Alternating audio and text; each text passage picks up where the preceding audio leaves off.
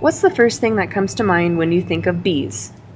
Is it honey, picnics, a swarm of bees outside, or even a beehive?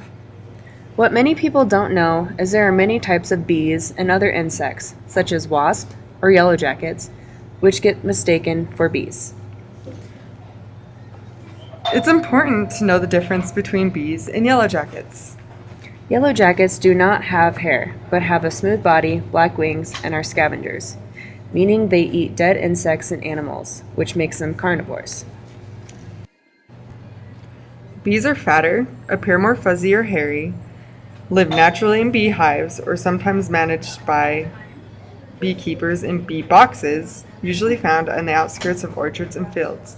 They eat nectar and carry out pollen to and from plants in a process called pollination. What is pollination, do you ask? Well, let us tell you.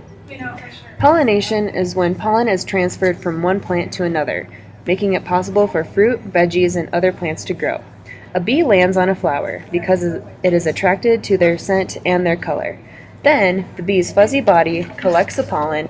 Then the same bee flies to another flower and the pollen rubs off onto the new flower. This process of pollination is important for creating more plants and larger and more uniform fruit.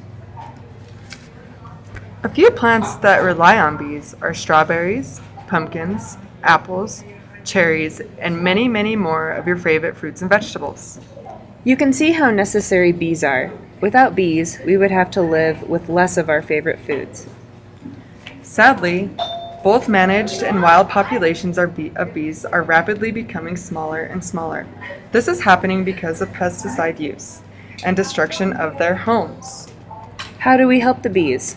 The government has made a decision to take action and put bees under protection by keeping their homes safe from human development. But how can you help?